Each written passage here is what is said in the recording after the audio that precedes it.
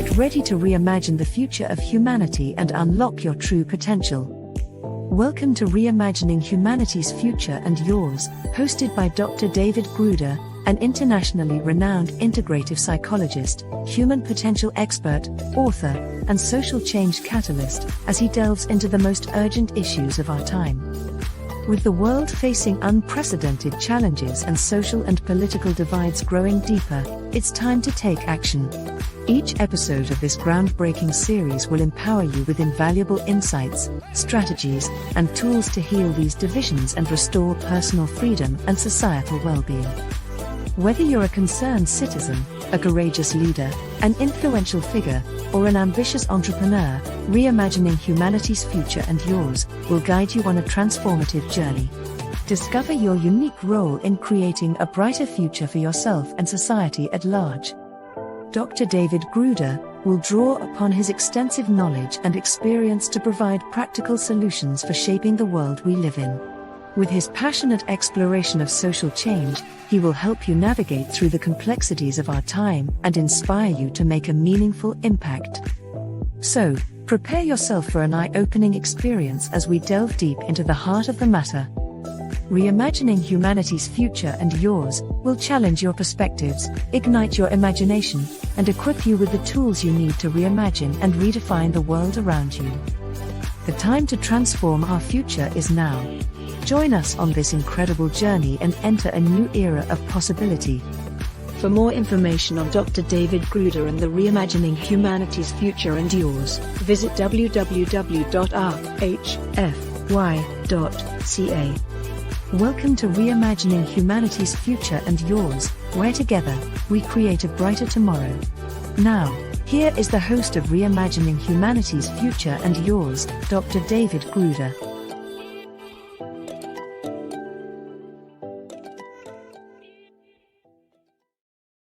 Welcome back to the Reimagining Humanity's Future and Yours show on the X Zone Broadcast Network. I'm your host, Dr. David Gruder, the polymath of human potential and societal psychotherapist who equips leading-edge leaders, influencers, helping professionals, and you with impactful resilience that makes it possible for humanity's most spiritually elevated future to at last emerge. The title of this episode is How AI Can Help Humanity Flourish and Forge High-Performance Teams. Can AI spark a flourishing future? Dive into sanity-saving ways to harness AI's potential. Find out how 100x workforces, exponentially impactful teams, drive AI-first cultures with purpose and innovation. Get a great glimpse into rituals and habits of leaders creating high-performance teams that align values, boost collaboration, and shape organizations for global good. Discover how this can be done to uplift humanity where gridlock once stood. This pivotal conversation is going to blow your mind, injecting wisdom that supercharges innovation and profits from strategic startups to successful exits. This episode's guest is MAHESH M. THAKUR, a trailblazing AI leader who is helping to shape the future in highly influential ways. A former wunderkind who was one of the youngest talents to build and scale an artificial intelligence product at Microsoft. He has driven AI, helped scale products, and skyrocketed customer bases and revenue, not only at Microsoft, but also at Amazon, Intuit, and GoDaddy, where he fueled 20% growth in their $600 million productivity P&L. Profit and loss. He's pioneering generative and agentic AI. Agentic AI makes autonomous decisions and performs tasks without human intervention.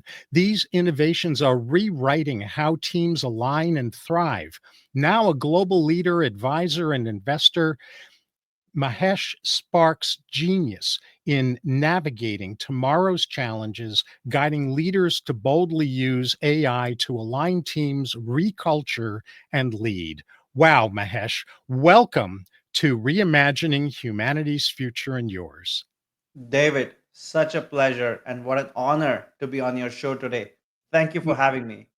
Oh, my pleasure. I've really been looking forward to this. And in this first segment, we're going to look at symptoms that leaders and teams experience, but might not recognize as indications that AI is needed or AI is being improperly used. But first, Mahesh, how did you get interested in AI and its impacts on business leaders, cultures, and revenue in the first place?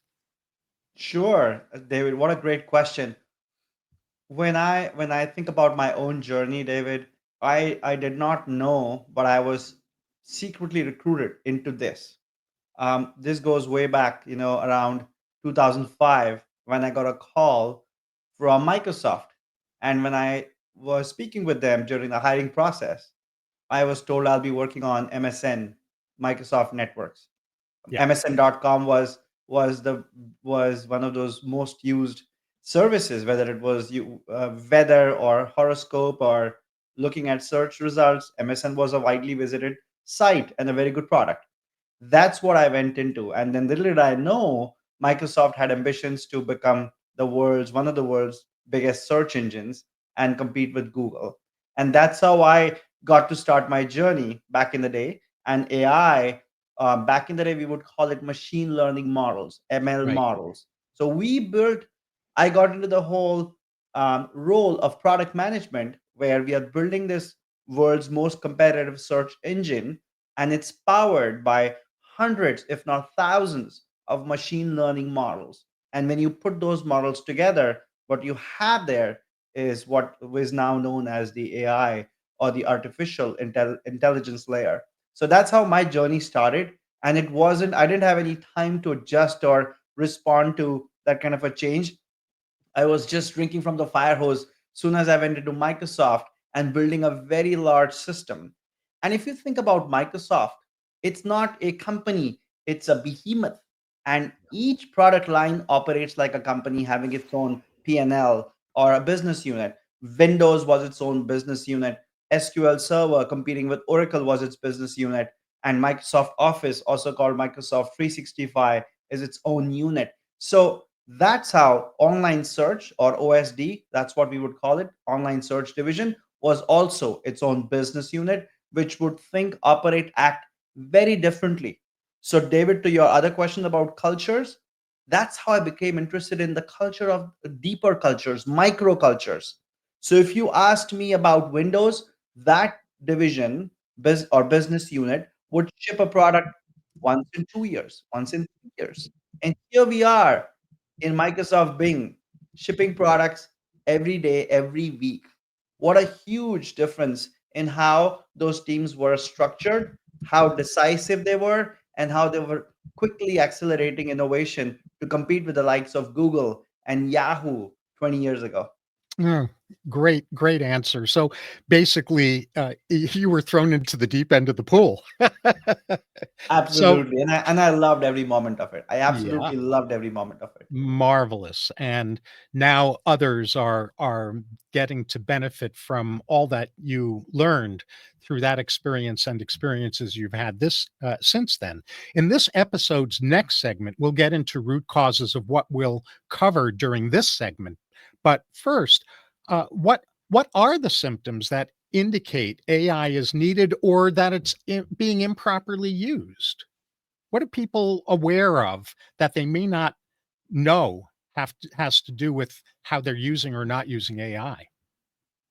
Let me actually quote somebody that I really admire. He's the former CEO and chairman of the board at Intuit. His name is Brad D. Smith. So if I ask Brad, he would always remind us about one thing: AI or technology should never be in search of a problem to solve. Always start with a problem. Always define what the problem is first, because that will keep you honest as to what degree do you need a certain technology to be enabling that solution or that product that you're trying to build. So the number one challenge or symptom that companies have is that, do I really need to use AI? Do I really need a heavy piece of technology to solve something? And to what extent do I need that? To what extent is that technology needed? So when you think about, um, deeper implementation. Let's take an example of a search engine. When you go to Google and you type A, it's automatically recommending that, oh, are you looking for something that starts with A? If you start typing F, it'll assume you're trying to type Ford Motors or something like that. You go to T, it thinks you're typing temperature or Tesla. It's auto suggest. Auto suggest is helping people not think too much and get going to where they want to go. So that's an example of where AI was used more than 20 years ago to predict what's on the human's mind and help them in that journey, right? So, Yes. similarly, if you now pick up an iPhone and start to ask Siri, it's now empowered with the most recent large language models, aka AI. So, that's an example of a problem that you're trying to solve and getting very clear with what is it that you want to do with the customers and starting to use AI.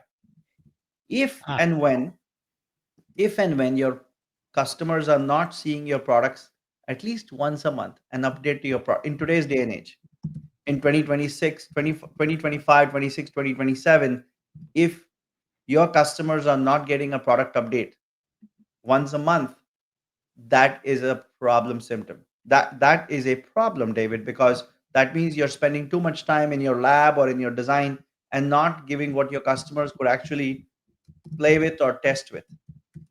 Okay. mhm, So when you're seeing these large companies like Microsoft, Google, Meta, OpenAI, they are experimenting. They are launching things to their customers once a week, if not more.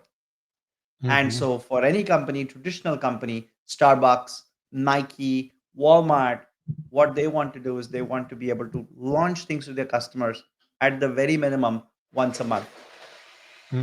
yes. All right. So let me unpack or summarize some of the things that you were just saying because I think they're very important. The first thing that you were talking about was basically about the tail wagging the dog. AI should never be in search of a problem to solve. That's the tail wagging the dog.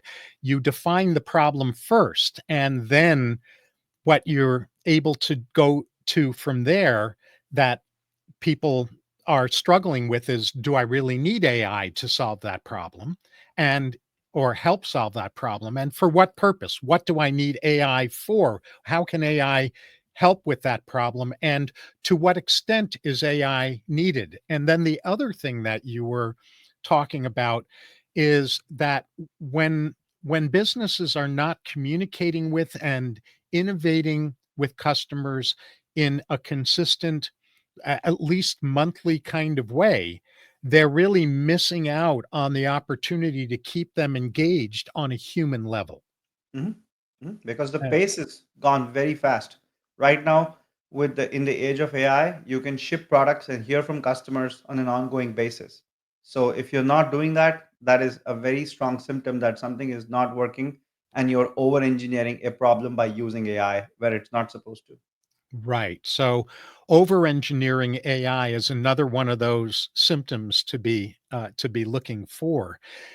The These are some of the things that people in business are aware of and they're struggling with, even if they don't fully know how to put those issues into words. And of course, that's part of what you're able to help people do is to get a handle on what the symptoms are that they're actually struggling with so that they can determine whether AI has a part in creating a solution to those problems, to those challenges, and what role AI would play in helping that happen, and to what extent AI needs to be used once you've defined the scope of what AI's involvement would be in helping to solve that issue. Yep.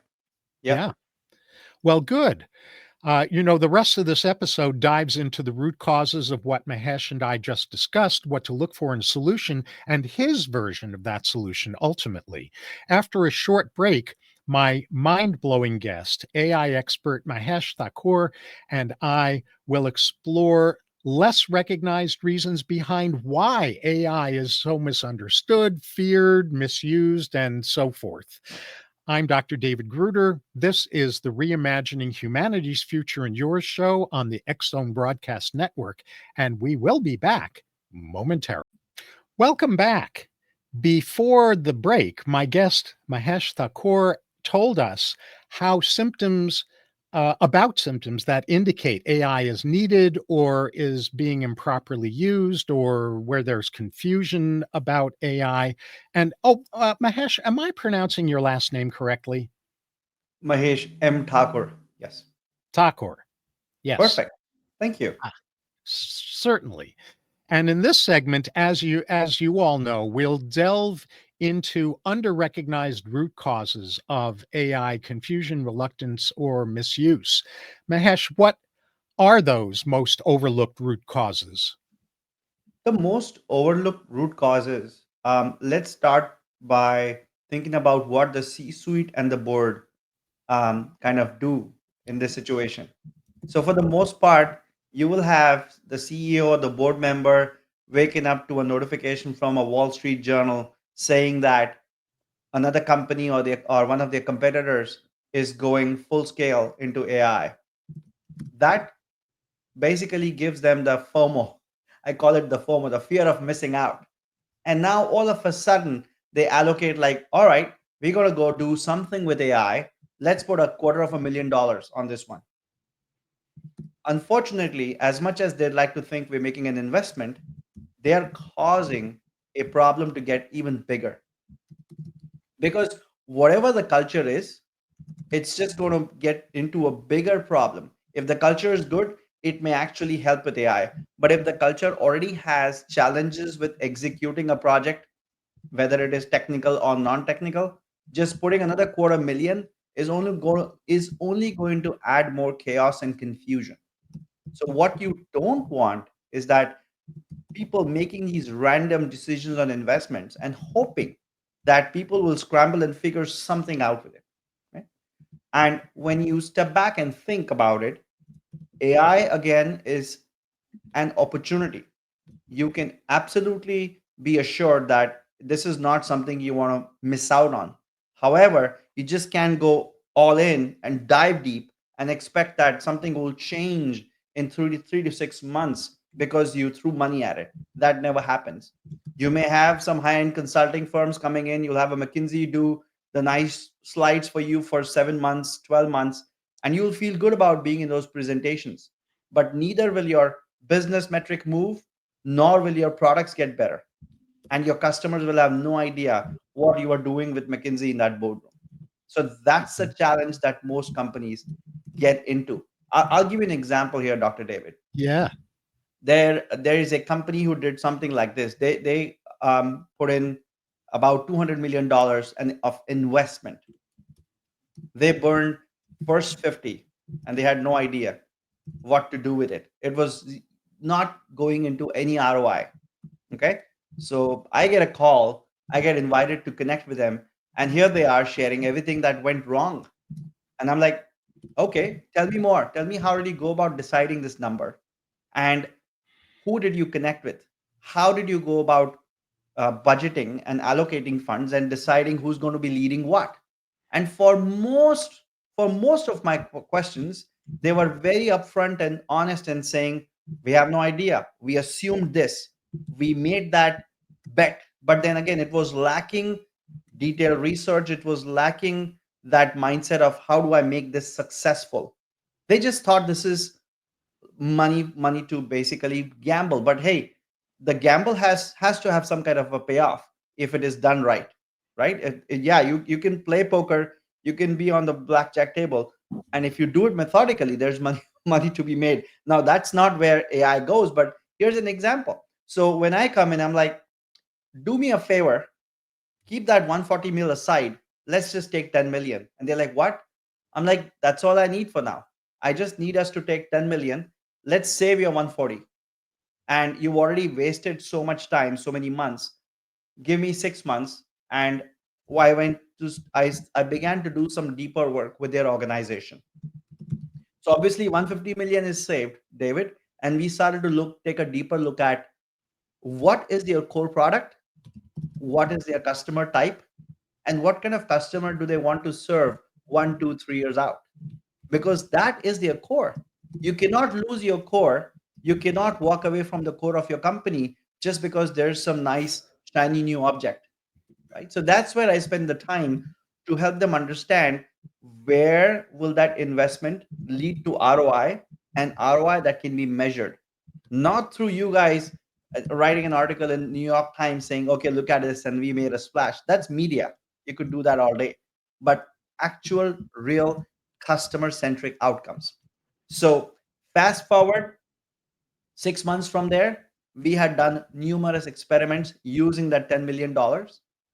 The teams knew exactly what they were doing, in a way where we created a macro culture for that organization to have roles and responsibilities, to have team alignment, and finally figure out the science behind experimentation. My superpower, David, is in asking the right questions until people understand science first, AI next. Science first, AI next. It's a methodical way of creating or hypothesizing what you're doing and using data so that you have a good amount of idea going into it, executing it, and when the data comes, looking at the output. It's three parts, right? Mhm. You have clarity going into it by definition or by hypothesizing, and then you're rigorous in how you run that experiment for a few weeks. And eventually, when you get the output, you know it's a pass or a fail. That's it. It's binary, 0 or 1. And that, people call it science, people call it A/B testing, but that's my superpower. So when I went in, fast forward 7 months from there, we actually got success from experiments which actually doubled their amount of investment. So they got 20 million back from the 10 million they invested, and the 140 is still there for us to go in and apply later, spend later. So that's the kind of change I'm talking about, where you don't really need so much investment. You want to make sure you prioritize the culture, the structure, and then get decisive. Culture first, structure next, and then being decisive by running these A/B tests, running data, running these A/B tests with the data to get to the outcomes that you desire. Mhm. You have just said a massive mouthful, and I love what you've said. I'm going to do my best to unpack it for our audience. Mhm. So, if a culture is having execution problems, throwing Mhm. money into AI is a mistake. Just throwing it in a non-strategic way, because AI is not the savior, especially when a company hasn't sufficiently pinpointed the source of their struggles, which are often human factors rather than technological factors, even when technology is contributing to those problems.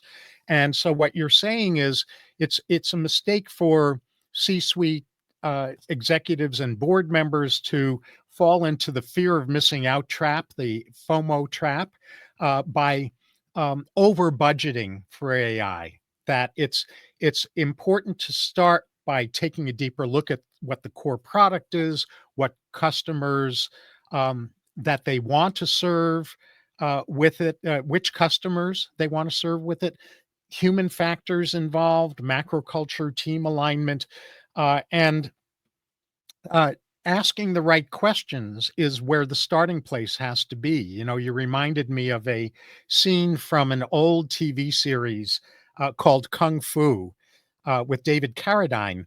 And in that series, there's a moment where the main character is flashing back to when he was growing up in a Shaolin monastery in China, and his main teacher, Master Po, is saying to the young version of this character, Kwai Chang Caine, seek not to know the answers, but rather to understand the questions. And Seek so one not of to know your the answer, but to rather understand the questions. Love it. yes. And so that's one of your superpowers is knowing the right questions to ask so that you can understand the science connected to those questions, the culture issues connected to those questions, so that you can generate a hypothesis about what to experiment with first, and then conduct the experiment, analyze the results, refine from there, rather than just throwing these massive amounts of money into AI prematurely, before you know what the problem is, and because of fear of missing out. How did I do with summarizing what you were saying? I think you did a fantastic job. You did a fantastic job there, David, because you're right. It was a lot that I shared, but the key tenet is being able to ask the right questions and not rush into investments thinking that something miraculous is going to come out. Yes. Okay? And staying close to the core of your company. You don't need to just throw AI and lose your core. As an example, if you have a core offering in a certain area, you want to ask yourself, is investing in AI going to accelerate my ability to connect deeper with my clients? Or would doing X lead to better engagement for my clients? Or would doing Y lead to more customers coming in and checking out my product or service? You have to have that clarity. Without that absolute clarity, there is no point. You have no right, no matter how senior you are, no matter how big your budget is, you have no right to randomize your people and expect that AI is going to do something. And the worst thing that I've seen, David, that happens is that people think, if I bring in AI, I'm going to need fewer people. So that is a double whammy. One, that whole premise is just wrong.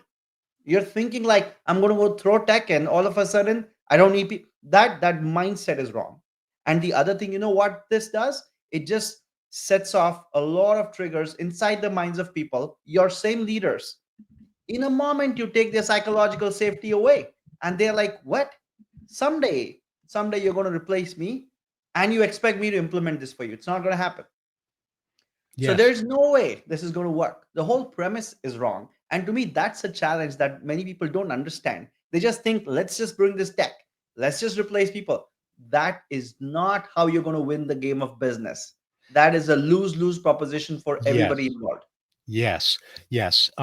Shiny object and shiny people syndrome is a huge problem, and I love that you are, as an AI expert, saying don't rush into AI investments, and you're saying you bring a level of psychological awareness and people awareness into the AI equation that very few people that I know in AI do, which is why you and I hit it off immediately when we first had our initial conversation. So after another short break, we'll get to the heart of the matter, which is what to look for in a solution that maximizes the benefits of AI and minimizes its misuse. I'm Dr. David Gruder. This is the Reimagining Humanity's Future show on the X Zone Broadcast Network, and we'll continue momentarily. And we're back.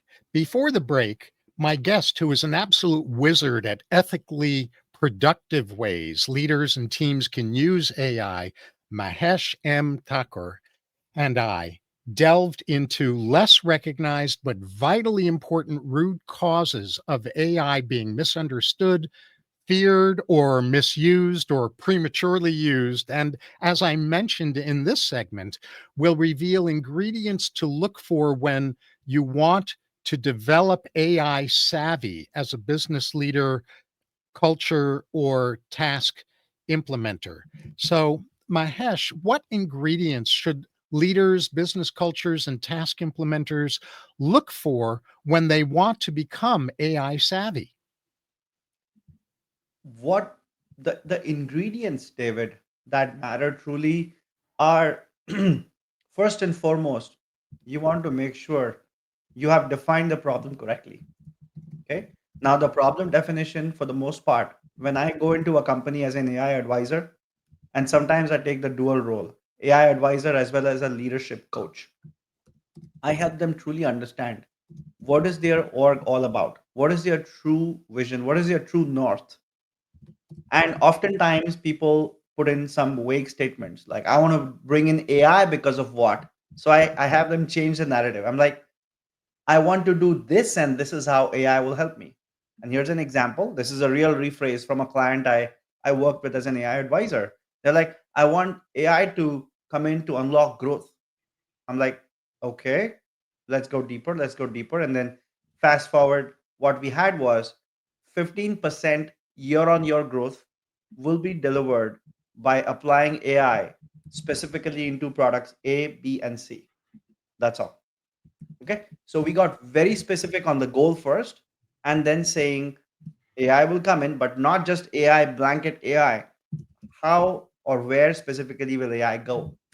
That does three things to you. It creates amazing org alignment. Second, it tells you the how, which means people are getting that clarity. Like this is what I'll do over the next 12, 18, 24 months. And third, it inspires confidence in people instead of feeling unsafe about their jobs. Because if the company is growing 15%, and if I am going to have a role to play alongside AI, that gives them the psychological safety, right? So ingredient number one is clarity in the messaging. Now I'll move to ingredient number two. Ingredient number two is actually understanding what your customers really want. Okay. And some companies are good at it, they know because they are in touch with their customers, and some companies struggle. So when I go in into my role as an advisor and as a coach, I spend the time for them to get intimate, really close with their customers, like understand their needs. I want you to understand your customers better than the competition understands their customers. Because if you don't do that, somebody else will. So that's your second ingredient. Because no matter what you do with AI, it has to serve the customer. If you're doing something in isolation, it has to be clear. Like some companies will come out and say, I want AI because I want to automate these workflows. All right, let's define what that means. Let's define the outcome from that automation. Will you save cost? Will you save time? Will this make the customers achieve better results? Let's talk about that. So is it customers getting better? Is it employees getting better? What is getting better? So that's the second part of the ingredient. And the third part lies in the execution, Dr. David. The third part is, so part one was, you have the clarity in the messaging. The second part is you have absolute customer and or employee insight on how things will get better measurably. And the third part that you go to is execution. And execution doesn't come naturally to many organizations after they've done the first two. And that's where I go in to build the rigor. As their coach, I set up the rhythm of the business to understand what they would do annually, quarter on quarter, and then every single month. That gives them not just the clarity, but also specifics on who is doing what. So two things happen during that time. Either they have not been acting like owners and now they have clarity to be the owners. And second, sometimes you will see cracks in the organization where you're like, oh, people are not able to communicate well, or people are unable to do some cross collaboration. So that comes out, and then you get to solve that. So execution is not going to be smooth, no matter how clear your plan is, no matter how much clarity you have on customer and employee improvement. The point is, if you don't have good cross-functional teams who communicate and collaborate, it's not going to go. So execution is then centered on how you identify the accountability between teams and how you get them to collaborate with each other so that things, when they come down to execution layers, they do it well. And oftentimes you will see teams are dependent on each other, and those things start to come out when I do my offsites. We start to go discuss, like, oh, if you have to do A, you're dependent on B and C, and oh, by the way, B and C has to be done with this team who sits at this other location. So we will then figure out how to bring them in or do another offsite, get alignment. And honestly, Dr. David, in my experience, some of those things that we've gotten done, we've achieved in 6 months. The companies tell me they've been waiting for those things to happen for 5 years. Why didn't it happen? Well, because either things were not clear, or that camaraderie, that collaboration was not working out with those teams. And that's what I get to unlock in my coaching conversations, in my advisory work, and in the powerful offsites that we do with the clients. Hmm. Beautifully said. And again, I want to unpack this first at a macro level. What you've just outlined is the essence of what I was trained in many decades ago in master planning, where you you really have a bigger picture of the arc of the business out of which you develop a near-term strategic plan and then an implementation plan and execution. And so what you and I have both seen in businesses is that they skip steps and they do things prematurely. So they're all busy on how do we get something done before they even know at the level they need to know what their purpose is, for crying out loud, right? So what you were talking about is that you start with purpose clarity, making sure that they've accurately defined what they stand for, what their true north is, and what the challenges or problems are in moving toward that true north. Beginning, the old Stephen Covey statement, begin with the end in mind. Begin with the end in mind. So Right. powerful Well, and I would so relevant. modify that.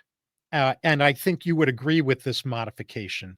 Begin with the best possible end in mind, right? Absolutely agree. I love it. And then the question can move from purpose clarity to strategy, where, in terms of how do you meet that ultimate goal? How do you understand what your customers really want? And do you understand them better than your competition does? And how do you define how your culture can give your customers what they want? And then when you've got all of those kinds of levels of clarity at the master planning level, the strategic level, then you can look at implementation planning and execution by setting up annual, quarterly, and monthly objectives that are really operationalized, that are measurable, and specify who's doing what in coordination with whom, in what sequence, and with what technological assistance, including AI, and with what accountabilities. Absolutely. Absolutely. And Dr. David, the one thing I'll also add to what you just shared, by the way, you just nailed it. That's how the companies need to think about. So when I coach my clients, the way I think about it is as an advisor, I bring them some powerful frameworks, which, after spending time at Microsoft, Amazon, Intuit, and even GoDaddy, I have built these powerful frameworks given my experience and what I've seen work over and over again. So, one such framework is called the ADAPT framework. So, ADAPT is basically an acronym for assess, design, activate, prove, transform. So, I walk my clients through these steps. I am making sure they're checking the right boxes at every step of the way to get to the transformation they want, whether that is getting a transformational with your culture, with your products, with revenue, with customer engagement, what have you. Because then technology is just the means to the end. It's not the end. Right, right. That's about making sure that the tail's not wagging the dog, that technology is the servant, not the boss, right? And so say those just the names of those steps again. Assess, activate. Yeah. So it's assess, design, activate, prove, transform, adapt. It's a framework called adapt. Yes. Thank you. Um, that's beautifully worded and a great format. And what I'm really taken with, again, just as I was in our initial conversation, is how you coach your clients is very similar to how I coach mine. And the main difference, one of the main differences between us, is that I'm doing that more from the people end of things as a psychologist, and you're doing that more from the AI end of things, but not in some kind of it's either or way, because I think I have an unusually good grasp of AI for a psychologist, not for an AI expert like you, but as a psychologist, I leave my colleagues in the dust in terms of my understanding of AI. And like I said earlier, you have an unusually deep understanding of the people pieces of this compared to other AI experts that I've come in contact with. So I, I in some ways, I'm feeling like you and I are bookends. Yes. And it's so great to be together because that's why we bring in a lot of complementary approaches of thinking into a conversation. And I can only imagine how much exploration, how much your exploration could open up in terms of possibilities for the clients who you serve. Yes, and especially clients that like the ones, the portion of the ones that you're working with that need more help with purpose or with Mhm. the collaboration pieces or with accountability procedures than you may be an expert in implementing. So after our upcoming break, we'll return for our episode's final segment, during which I'll be asking Mahesh to reveal how more about how he helps leaders and work teams select and benefit from AI. He might even tell us another story. I'm Dr. David Gruder. This is the Reimagining Humanity's Future and Yours show on the X Zone Broadcast Network, and we'll return shortly. Before the break, ethical AI mastery mentor, I just gave you a a new moniker. Ethical AI mastery mentor Mahesh M. Thakur and I discussed ingredients to look for when you want to develop AI savvy in the broader context of your business flourishing.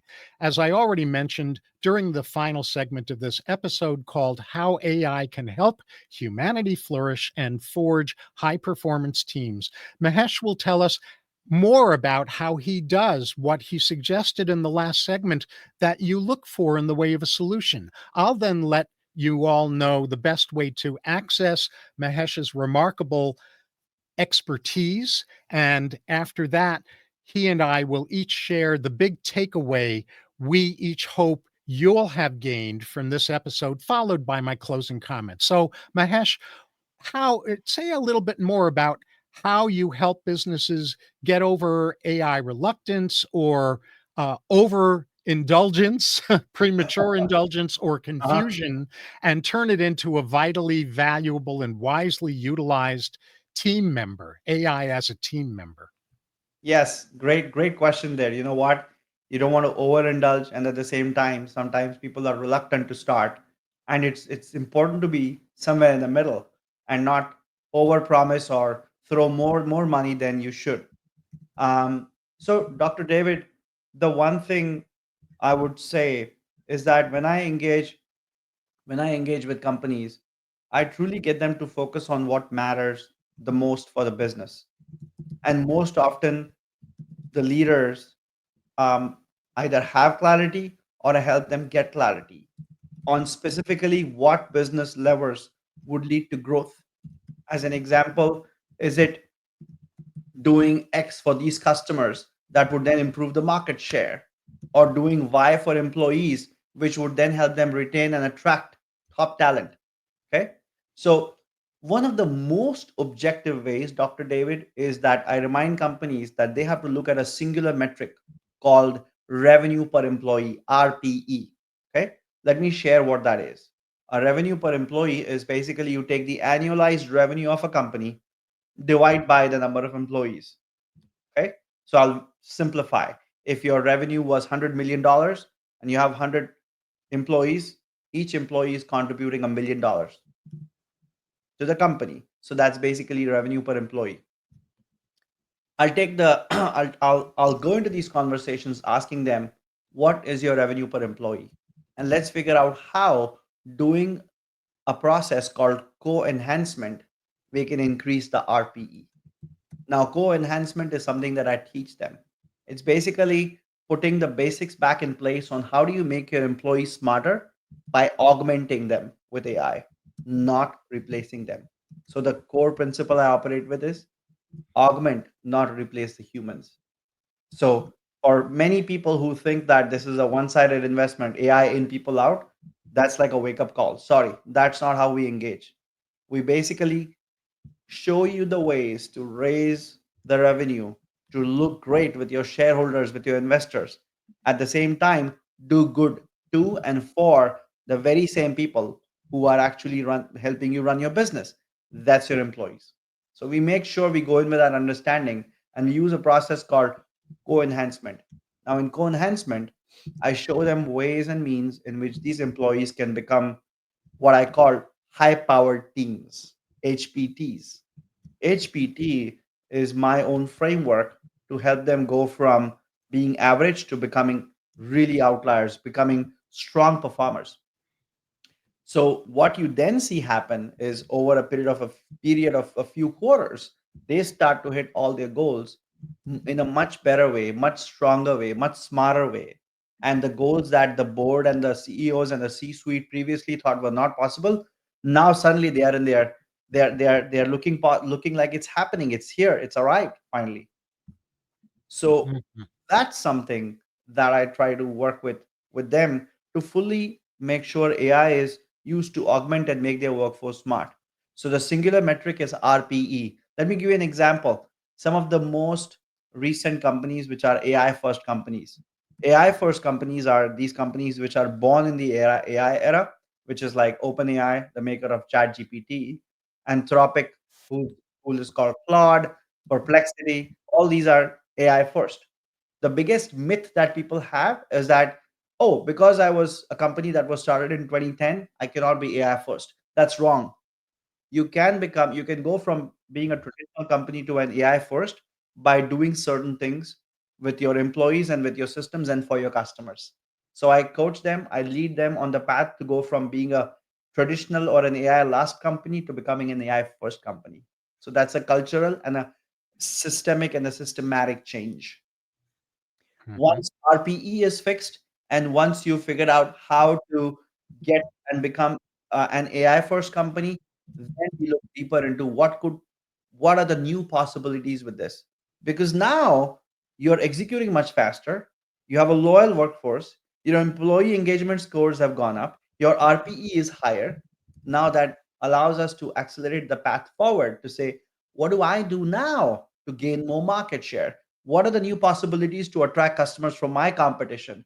And all those possibilities start to look like it's happening now, it's coming up in the next quarter, things like that. I have seen some of those frameworks, have applied those frameworks at Microsoft, at Amazon. Now when I went to GoDaddy was when I joined, it was a company that was started approximately 25 years before I joined. Mhm. Now that's where I took a lot of what I learned from Microsoft, from Intuit, into GoDaddy, where I basically became that experimentation coach or experimentation champion for all the leaders across the company. And that gave me a very powerful opportunity to bring science backed techniques into all the initiatives, which led to growth. And I could see firsthand how that became a transformational point in the journey of GoDaddy to, to go from being a traditional company to now being an AI first company. It showed in the share price. It showed up in the share price. It showed up in the results we had with our products, with the customer engagement, with the pace at which we were launching products. So Mhm. those kinds of frameworks are what I'm bringing forward. And once you do that, your RPE goes up and all those levers start to become possible. Beautiful. And what I am going to say as a psychologist is that, in my professional judgment, what you've just described is brilliant. It's spot on. And, the whole revenue per employee framework, the co enhancement for high powered teams framework, and that most of all, what you're really saying between the lines is that you're introducing an abundance mindset, not a scarcity mindset, into businesses, meaning that AI is used to augment per employee revenue, not to replace humans, because when your existing humans are putting in or generating higher levels of revenue, there's more than enough money to be more profitable, to pay your employees rather than eliminate them and to utilize technology in a good way. That's an abundance mindset, not a scarcity mindset. And I've got to move into our final segments here. But the last thing I want to say before I do that is that your whole notion of AI first doesn't mean, and we've talked about this before, but I really want to underline it. AI first doesn't mean AI being the boss.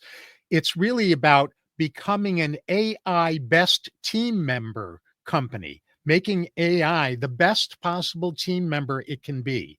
So, Mahesh guides leaders to select and wisely use the right AI to align teams' reculture and lead more effectively.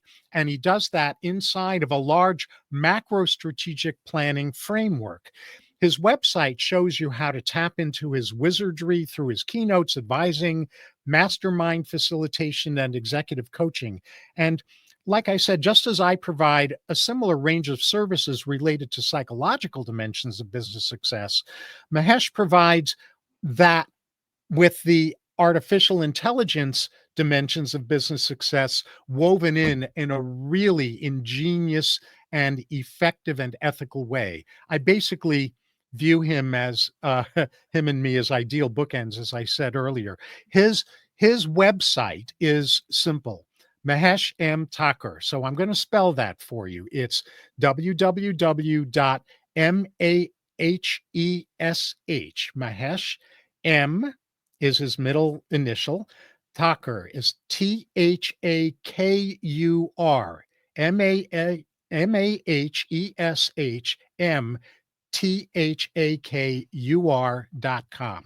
Very, very quickly, truly in one non-run-on sentence, what is the big takeaway you want people to have gotten from this episode? The biggest takeaway I want people to have is that AI is a force multiplier. When Yes. used correctly, it is a tide that'll lift all the boats. Yes. Beautiful. And mine is like all technology, AI is neutral. It can be wisely or used or unwisely misused. And AI is evolving at ungodly speeds. Ignored at your business's peril and your own peril if you're a leader. Today, having a wizard of AI utilization as your mentor and consultant is a necessity, not a luxury, whether you're a solopreneur, entrepreneur, executive manager, work team, or implementer. And I don't know anyone like Mahesh, who's really perfected that. So again, if you don't have an AI utilization wizard, now's the time to reach out to Mahesh. He can provide you with a level of wisdom and AI selection and implementation wisdom like no one else I've met. Visit maheshmthakur.com to discover ways to utilize him and to reach out to him. Thank you so very much, Mahesh, for bringing your wisdom to so many and for being here on my show. It is absolutely my pleasure and an honor. What a riveting conversation this was. And Dr. David, I loved both engaging with you and the questions you asked. These are brilliant, and I am so thankful for this opportunity.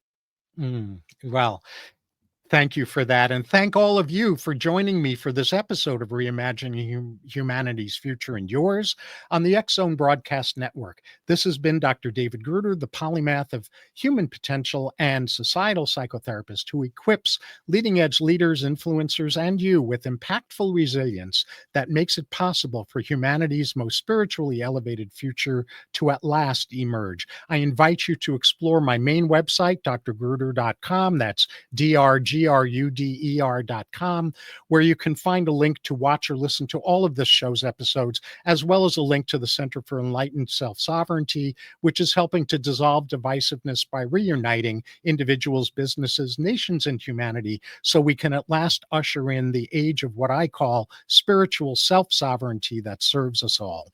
The world needs you, your nation needs you, your loved ones need you, you need you. Boost your impact in helping the future you most want to emerge. I enthusiastically invite you to tune in next time for another spellbusting, uplifting, and actionable episode on how together we can and will build a better future for ourselves and for humanity.